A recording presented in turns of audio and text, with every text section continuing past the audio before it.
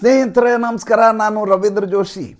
ಈ ಬಾಲಿವುಡ್ ತಾರೆ ಶಾರುಖ್ ಖಾನ್ಗೆ ಎಲ್ಲಿ ಏಟು ಬೀಳಬೇಕು ಅಲ್ಲಿ ಸರಿಯಾದ ಜಾಗಕ್ಕೆ ಮರ್ಮಾಘಾತವಾಗಿದೆ.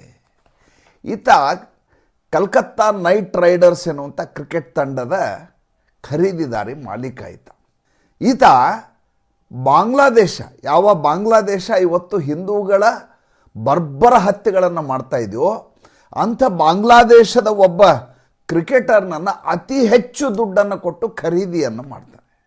ಮುಸ್ತಫಿಜ್ ಉರ್ ರೆಹಮಾನ್ ಅಂತ ಆಟಗಾರನ ಹೆಸರು.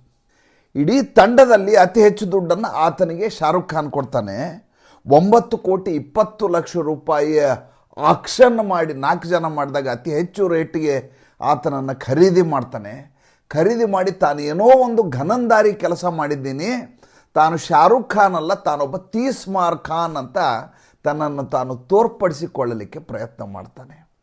ನೋಡಿ, ಈ ದೇಶದ ಮುಸಲ್ಮಾನರನ್ನು, ಈ ದೇಶದ ಕಲಾವಿದರನ್ನು, ಕ್ರಿಕೆಟ್ ಆಟಗಾರರನ್ನು, ಈ ದೇಶದ ಸಂಗೀತಗಾರರನ್ನು ನಾವು ಧರ್ಮದ ಆಧಾರದಲ್ಲಿ, ಮತದ ಆಧಾರದಲ್ಲಿ ನೋಡಲೇ ಇಲ್ಲ.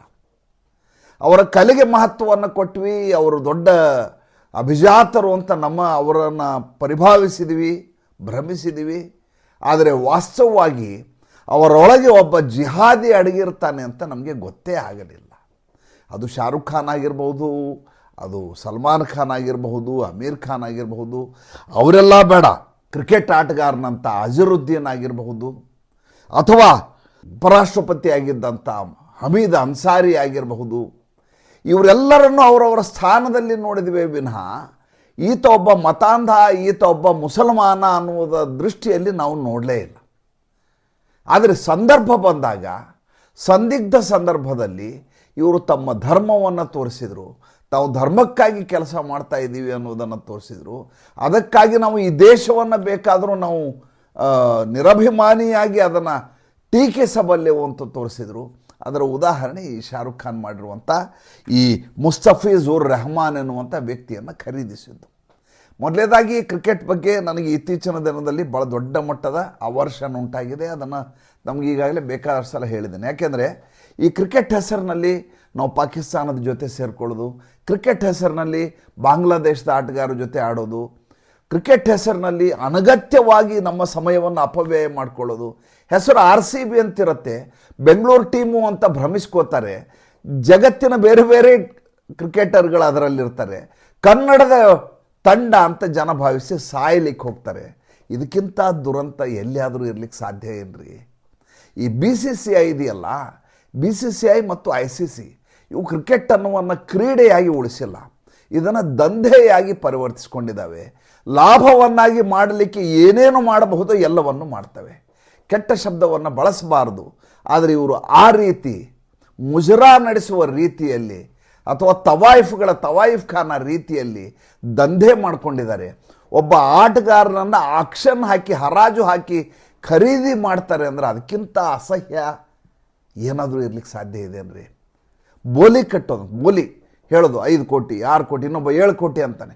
ಆ ವ್ಯಕ್ತಿಯ ಪ್ರತಿಭೆಯನ್ನು, ಅದು ಮೌಲ್ಯ, ಅದು ಬೆಲೆ ಅಲ್ಲ. ಒಬ್ಬ ಕಲಾವಿದ, ಒಬ್ಬ ಸಂಗೀತಗಾರ, ಒಬ್ಬ ಕ್ರಿಕೆಟ್ ಆಟಗಾರ, ಯಾವುದೇ ಒಂದು ವೃತ್ತಿಯಲ್ಲಿರುವಂಥ ವ್ಯಕ್ತಿ, ಯಾವುದೇ ಒಂದು ಹವ್ಯಾಸವನ್ನು ರೂಢಿಸ್ಕೊಂಡಿರೋ ವ್ಯಕ್ತಿದು ಆತನ ಮೌಲ್ಯ, ಅದು ಅದ್ಭುತವಾದಂಥ ಸಂಗೀತಗಾರ ಅಂತ. ಭೀಮ್ಸೇನ್ ಜೋಶಿ ಅದ್ಭುತವಾದ ಸಂಗೀತಗಾರ, ಆತನ ಬೆಲೆ ಎಷ್ಟು ಅಂತ ಕೇಳಿದ್ರೆ ಹೆಂಗಿರುತ್ತೆ ಸ್ವಾಮಿ? ಮೌಲ್ಯ ಅದು. ಆದರೆ ಈ BCCI ದಂಧೆ ಮಾಡಿಕೊಂಡ ಸಂದರ್ಭದಲ್ಲಿ ಅವರಿಗೆ ಬೆಲೆಯನ್ನು ಕಟ್ಟಲಾಗತ್ತೆ. ಕಟ್ಟುವಾಗ ಆತ ಎಲ್ಲಿ ಅವನು ನಮ್ಮ ದೇಶದ ವಿರುದ್ಧವಾಗಿರುವಂಥ ದೇಶದ ಆಟಗಾರನ ಅದನ್ನು ನೋಡೋದಿಲ್ಲ. ಈಗೇನಾಗಿದೆ, ಈ ಮುಸ್ತಫಿಜ್ ಉರ್ ರೆಹಮಾನ್ ಖರೀದಿ ಮಾಡಿದ ತಕ್ಷಣ ಶಾರುಖ್ ಖಾನ್ ಮೇಲೆ ಇಡೀ ದೇಶದ ಎಲ್ಲ ಸಾಮಾಜಿಕ ಜಾಲತಾಣ ಮುಗಿಬಿದ್ದುಬಿಡುತ್ತೆ. ಯಾವ ರೀತಿ ಮುಗಿಬಿದ್ದುಬಿಡುತ್ತೆ ಅಂದರೆ, ಶಾರುಖ್ ಖಾನ್ ಈ ದೇಶದಿಂದ ಗಡೀಪಾರಾಗಬೇಕು, ಅಷ್ಟು ಭಾವನಾತ್ಮಕವಾಗಿ ಆತನ ವಿರುದ್ಧ ಹೋರಾಟ ಶುರುವಾಗತ್ತೆ. ನೋಡಿ, ಸೋಷಿಯಲ್ ಮೀಡಿಯಾದ ಪ್ರಾಬಲ್ಯ ಹೇಗಿದೆ ಇವತ್ತಿನ ದಿವಸ, ಅದರ ಶಕ್ತಿ ಏನು ಅಂತ ನಮಗೆ ಈ ಘಟನೆಯಲ್ಲಿ ಗೊತ್ತಾಗತ್ತೆ. ಕೊನೆಗೆ BCCI ಈ ಕಲ್ಕತ್ತಾ ನೈಟ್ ರೈಡರ್ಸ್ ಅಂತ ಈತನ ತಂಡದ ಹೆಸರು, ಶಾರುಖ್ ಖಾನ್ನ ತಂಡದ ಹೆಸರು, ಆ ಕಲ್ಕತ್ತಾ ನೈಟ್ ರೈಡರ್ಸ್ಗೆ ವಾರ್ನಿಂಗ್ ಕೊಡುತ್ತೆ, ಕೊಟ್ಟು ಒಂದು ಆದೇಶವನ್ನು ಮಾಡುತ್ತೆ, ಆತನನ್ನು ಫ್ರೀ ಮಾಡಿ ಅಂತ. ಫ್ರೀ ಮಾಡೋದ್ರಿಂದ ರಿಮೂವ್ ಮಾಡಿ ಅಂತ. ಅಂದರೆ ನಿಮ್ಮ ಒಪ್ಪಂದವನ್ನು ರದ್ದುಗೊಳಿಸಿ ಅಂತ BCCI ಆದೇಶವನ್ನು ಹೊರಡಿಸುತ್ತೆ. ಕೊನೆಗೆ ಮುಸ್ತಫಿಜುರ್ ರೆಹಮಾನನ್ನು ಕಿತ್ತು ಬಿಸಾಕಲಾಗತ್ತೆ ಕಲ್ಕತ್ತಾ ನೈಟ್ ರೈಡರ್ಸ್ ತಂಡದಿಂದ. ಯಾವಾಗ ಈ ರೀತಿ ಅವಮಾನ ಆಗತ್ತೋ ತಕ್ಷಣದಲ್ಲಿ ಬಾಂಗ್ಲಾದೇಶದ ಕ್ರಿಕೆಟ್ ತಂಡ ಹೇಳುತ್ತೆ ನಾವು ಭಾರತದ ಜೊತೆ ಆಟ ಆಡೋದು, ಭಾರತದಲ್ಲಿ ಆಟ ಆಡಲ್ಲ ನಾವು. ನೋಡಿ ಹೆಂಗಿದೆ ಈ ದೇಶ ಹುಟ್ಟಲಿಕ್ಕೆ ಭಾರತ ದೇಶ ಕಾರಣ. ನಮ್ಮ 10,000 ಜನ ಸೈನಿಕರ ತ್ಯಾಗದಿಂದ ಬಲಿದಾನದಿಂದ ಹುಟ್ಟಿದಂಥ ದೇಶ. ಸಹಸ್ರಾರು ಕುಟುಂಬಗಳು ಗಾಯಾಳುಗಳಾದಂಥ ಸೈನಿಕರಿಂದಾಗಿ ಬೀದಿ ಪಾಲಾದಂಥ, ಬಲಿದಾನ ಆದಂಥ, ತ್ಯಾಗ ಆದಂಥ ಸಂದರ್ಭದ ಮೂಲಕ ಹುಟ್ಟಿಕೊಂಡಂಥ ದೇಶ ಬಾಂಗ್ಲಾದೇಶ. ಪೂರ್ವ ಪಾಕಿಸ್ತಾನ, ಪಶ್ಚಿಮ ಪಾಕಿಸ್ತಾನ, ಪೂರ್ವ ಪಾಕಿಸ್ತಾನ ಅಂತ 2 ಸೇರಿ ಒಂದು ಪಾಕಿಸ್ತಾನ ಆಗಿತ್ತು. ಇವರನ್ನು ಉಳಿಸಲಿಕ್ಕೆ ಭಾರತ ದೇಶ ತನ್ನ ಇಡೀ ಸೈನ್ಯವನ್ನೇ ಬಲಿ ಕೊಡುವಂಥ ಸ್ಥಿತಿಗೆ ಬಂದು ನಿಂತು 54 ಸೈನಿಕರು 93,000 ಸೈನಿಕರು ಪಾಕಿಸ್ತಾನದವರು ಸೋಲಿಸಿದ ಸಂದರ್ಭದಲ್ಲಿ ಅವರ 93,000 ಸೈನಿಕರನ್ನು ಬಿಟ್ಟುಕೊಡಲಾಗತ್ತೆ. ನಮ್ಮ 54 ಸೈನಿಕರು ಎಲ್ಲಿ ಹೋದರು ಅಂತ ಅಡ್ರೆಸ್ಗೆ ಇಲ್ದಂಗೆ ಆಗುತ್ತೆ. ಅಂಥ ಎಲ್ಲ ಅಪಸವ್ಯಗಳಾದಂಥ ಇತಿಹಾಸ ಇರುವ ಬಾಂಗ್ಲಾದೇಶ ಎನ್ನುವಂಥ ದೇಶ ಭಾರತಕ್ಕೆ ಜುಮಾರ್ ಪರ್ಯಂತ ಋಣಿಯಾಗಿರಬೇಕು. ಅದಕ್ಕೆ ಬಾಂಗ್ಲಾದೇಶ ಅಂತ ಹೆಸರು ಬಂದು ಅದಕ್ಕೊಂದು ಸರ್ಕಾರ ಆಗಿ ಅದು ತನ್ನದೇ ಆದಂಥ ಒಂದು ಕುಟುಂಬವನ್ನು ಕಟ್ಟಿಕೊಂಡದ್ದೇ ಭಾರತ ದೇಶದಿಂದ. ಆದರೆ ಬಾಂಗ್ಲಾದೇಶದವರು ಭಾರತ ಜೊತೆ ಆಟ ಆಡಲ್ಲ, ಭಾರತದಲ್ಲಿ ನಾವು ಕ್ರಿಕೆಟ್ ಆಡೋದಿಲ್ಲ ಅಂತ.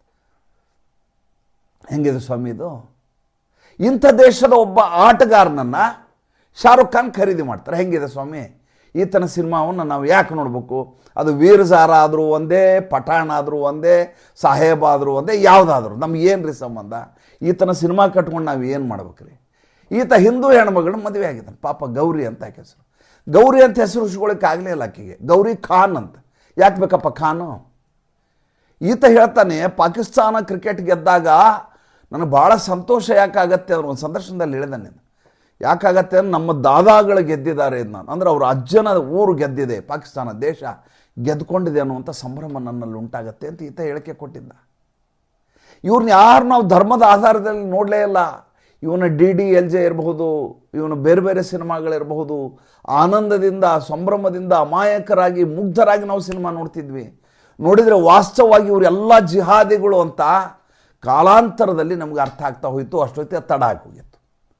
ಆದರೆ ಈಗ ಯಾವ ಸ್ಥಿತಿ ಒದಗಿದೆ ಅಂದರೆ, ಒಂದು ಸೋಷಿಯಲ್ ಮೀಡಿಯಾದಿಂದ ಇವರೆಲ್ಲ ಬಟಾಬಯಲಲ್ಲಿ ಬೆತ್ತಲಾಗ್ತಾ ಇದ್ದಾರೆ ಮತ್ತು ಮುಖವನ್ನು ಉಳಿಸಿಕೊಳ್ಳಲಾರದೆ ಹೇಳ್ದಂಗೆ ಕೇಳಲಿಕ್ಕೆ ಕಾಲ ಕೆಳಗೆ ಬಂದು ನಿಂತಿದ್ದಾರೆ. ದುಡ್ಡು ಕೊಟ್ಟರೆ ಕಂಡ ಮದುವೆಯಲ್ಲಿ ಕುಣಿತೀನಿ ನಾನು ಅಂತ ಹೇಳಿದಂಥ ಮನುಷ್ಯ ಅವನು, ಸಿನಿಮಾ ಆ್ಯಕ್ಟರ್. ಅಂಥ ಇವನು ಕಲ್ಕತ್ತಾ ನೈಟ್ ರೈಡರ್ಸ್ನ ಮಾಲೀಕ. ನೋಡಿ, ಇದ್ರ ಹಿಂದೆ ಕೂಡ ನೋಡಿ, ಇಂಥದೇ ಅಜರುದ್ದೀನ್ ಅಂತ ಒಬ್ಬ ಕ್ರಿಕೆಟರ್ ಇದ್ದ. ಅಜರುದ್ದೀನನ್ನು ಇಷ್ಟಪಡಲಾರದವರೇ ಇಲ್ಲ. ಸಂಗೀತ ಬಿಜಲಾನಿ ಅಂತ ನಮ್ಮ ಹಿಂದೂ ಹೆಣ್ಮಗಳನ್ನ ಕರ್ಕೊಂಡು ಹೋಗ್ತಾನೆ. ಮದುವೆಯಾಗಿದ್ದರೂ ಕೂಡ ಆಕೆಯ ಜೊತೆ ಸಂಸಾರ ಮಾಡ್ತಾನೆ, ಆಕೆಯನ್ನು ಬಿಟ್ಬಿಡ್ತಾನೆ. ಇರುವಂಥ ಹೆಂಡತಿಗೆ ಆಕೆಗೂ ಡೈವರ್ಸ್ ಕೊಡ್ತಾನೆ, ಮತ್ತೊಬ್ಬಳನ್ನ ಹುಡುಕತ್ತಾನೆ. ಈತನ ಅಪಸವ್ಯಗಳು ಎಷ್ಟು ಅಂದರೆ ಹೇಳಲಿಕ್ಕೆ ಸಾಧ್ಯ ಇಲ್ಲ, ಅಷ್ಟೆಲ್ಲ ಇರ್ತವೆ. ಆದರೂ ಈತ ಕ್ರಿಕೆಟ್ನಲ್ಲಿ ಅದ್ಭುತವಾದ ಆಟಗಾರ ಈತ ಅಂತ ನಾವು ಭಾವಿಸ್ತೀವಿ. ಮುಂದೆ ಈತ ಮ್ಯಾಚ್ ಫಿಕ್ಸಿಂಗ್ನಲ್ಲಿ ಸಿಕ್ಕಾಕ್ಕೊಂಡ ಅಜರುದ್ದೀನ್. ಅವಾಗ ತಲೆ ಮೇಲೆ ಜಾಳಿಗೆ ಟೋಪಿ ಹಾಕ್ಕೊಂಡು ಬಂದಾರೆ ಪತ್ರಿಕಾಗೋಷ್ಠಿಗೆ ಮತ್ತು ಕೋರ್ಟ್ನಲ್ಲಿ. ಯಾಕೆ ಅಂತ ಕೇಳಿದ್ರೆ ಇದು ಅಲ್ಪಸಂಖ್ಯಾತರ ಮೇಲೆ ನಡೀತಾ ಇರುವಂಥ ದೌರ್ಜನ್ಯ ಅಂತ. ಈತ ಮಾಡಿರೋದು ಮ್ಯಾಚ್ ಫಿಕ್ಸಿಂಗು, ಸಾಕ್ಷ್ಯಾಧಾರಗಳಿದ್ದಾವೆ, ಅದಕ್ಕೂ ಧರ್ಮಕ್ಕೂ ಸಂಬಂಧವೇ ಇಲ್ಲ. ಆದರೆ ಆತ ತೋರಿಸಿದ್ದೇನು ಅಂದರೆ ನಾನೊಬ್ಬ ಅಲ್ಪಸಂಖ್ಯಾತ ಅನ್ನುವಂಥ ಕಾರಣಕ್ಕೋಸ್ಕರ ನನ್ನ ಮೇಲೆ ಈ ರೀತಿ ಆರೋಪ ಆಗಿದ್ದಾವೆ ಅಂತ ಆತ ಹೇಳ್ತಾನೆ. ಅಂದರೆ ಈತನನ್ನು ನಾವು ನಿರಭ್ರವಾಗಿ ಇಷ್ಟಪಟ್ಟದ್ದು, ನಾವು ಈತನನ್ನು ಧರ್ಮವನ್ನು ಬಿಟ್ಟು ಅಂದರೆ ಧರ್ಮವನ್ನು ಪರಿಗಣಿಸದೆ ಒಪ್ಪಿದ್ದು ಎಂಥ ದೊಡ್ಡ ಮಹಾಪರಾಧ ನಮ್ಮದು ಅಂತ ಆಮೇಲೆ ಅರ್ಥ ಆಗ್ಲಿಕ್ಕೆ ಶುರುವಾಯ್ತು ನಮಗೆ. ಎಂಥ ದುರಂತ ಅಂತ ನಾನು ಹೇಳೋದು. ಅದಾದಮೇಲೆ ನೀವು ಹಮೀದ್ ಅನ್ಸಾರಿ ವಿಚಾರಕ್ಕೆ ಬನ್ನಿ. 10 ವರ್ಷಗಳ ಕಾಲ ಉಪರಾಷ್ಟ್ರಪತಿ ರೀ ಇವನು, 10 ವರ್ಷಗಳ ಕಾಲ. ಈತ ಬಹಳ ವಿಚಿತ್ರ ಅಂದರೆ ರಾಜ್ಯಸಭೆಯಲ್ಲಿ ಈತ ಸಭಾಪತಿ ಇರ್ತಾನೆ, ಉಪರಾಷ್ಟ್ರಪತಿ ಅಂದರೆ ಈತನೇ ಸಭಾಪತಿ. ಮಧ್ಯಾಹ್ನ ಎದ್ದು ಹೋಗ್ಬಿಡೋನು. ಯಾಕೆ ಎದ್ದು ಹೋದ್ರೆ ನಮಾಜ್ ಮಾಡ್ಲಿಕ್ಕೆ ಹೋಗಿದ್ದಾನೆ, ಅಲ್ಲಿವರೆಗೂ ಬರ್ಖಾಸ್ತು. ರಾಜ್ಯಸಭೆಯ ಕಲಾಪಗಳೇ ನಡೆಯೋದಿಲ್ಲ, ಯಾಕಂದ್ರೆ ಸಭಾಪತಿ ಇಲ್ಲ. ಉಪಸಭಾಪತಿನ ಕೂಡಿಸ್ಬೇಕಲ್ಲ, ಅದನ್ನು ಕೂಡ್ಸಂಗಿಲ್ಲ, ರಜಾ ಮಾಡಿಬಿಡೋದು.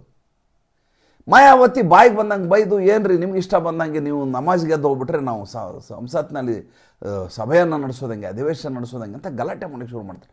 ಇದು ರೆಕಾರ್ಡಲ್ಲಿದೆ, ಯೂಟ್ಯೂಬಲ್ಲಿ ನೀವು ಹಾಕಿ ನೋಡ್ಕೊಳ್ಬೇಕಾರೆ. ಆ ರೀತಿಯದಾದಂಥ ಮನಸ್ಥಿತಿ ವ್ಯಕ್ತಿ. ಇದು ಕೇವಲ ಭಾರತಕ್ಕೆ ಮಾತ್ರ ಸೀಮಿತ ಅಲ್ಲ. ಆಸ್ಟ್ರೇಲಿಯಾ ಕ್ರಿಕೆಟ್ ತಗೊಳ್ಳಿ, ನಮ್ಮಂಗೆ ಕ್ರಿಕೆಟ್ಟು ನಮ್ಮಲ್ಲಿ ವಶೀಲಿಬಾಜಿ ನಡೀತದೆ. ಗವಾಸ್ಕರ್ ಇರ್ಬೋದು, ಮತ್ತೊಬ್ಬ ಇರ್ಬೋದು, ತೆಂಡೂಲ್ಕರ್ ಇರ್ಬೋದು, ಇವರೆಲ್ಲರೂ ಕೂಡ ತಮ್ಮ ಪ್ರಭಾವವನ್ನು ಬಳಸ್ಕೋತಾರೆ. ಕ್ರಿಕೆಟ್ ಇಲ್ಲ ಅಂತ ಹೇಳಲೇಬೇಡಿ, ನೀವು ಅವ್ರ ಬಗ್ಗೆ ಮಾತಾಡಬೇಡಿ, ಇವ್ರ ಬಗ್ಗೆ ಮಾತಾಡಬೇಡಿ ಅನ್ನಲೇಬೇಡಿ.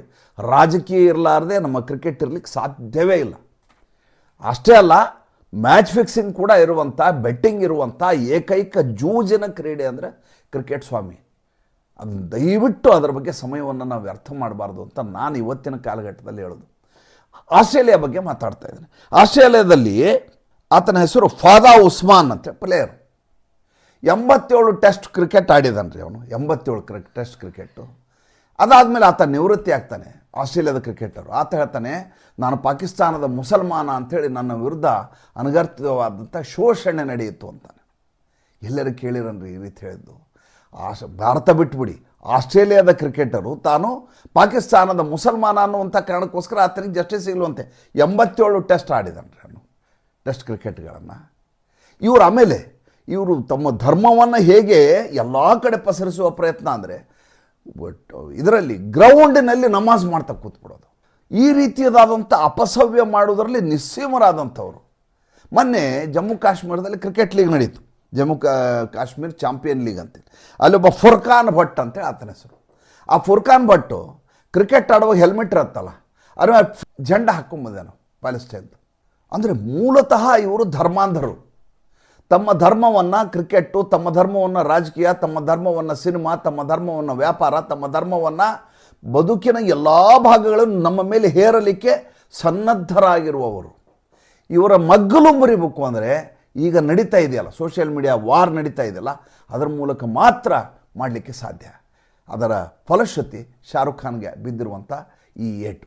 ಮತ್ತು ಮುಂದಿನ ಸಂಚಿಕೆಯಲ್ಲಿ ಮಾತಾಡ್ತೀನಿ. ಸಂಚಿಕೆ ಇಷ್ಟ ಆಗಿದರೆ ಲೈಕ್ ಮಾಡಿ, ಫಾಲೋ ಮಾಡಿ, ಶೇರ್ ಮಾಡಿ. ನಮಸ್ಕಾರ.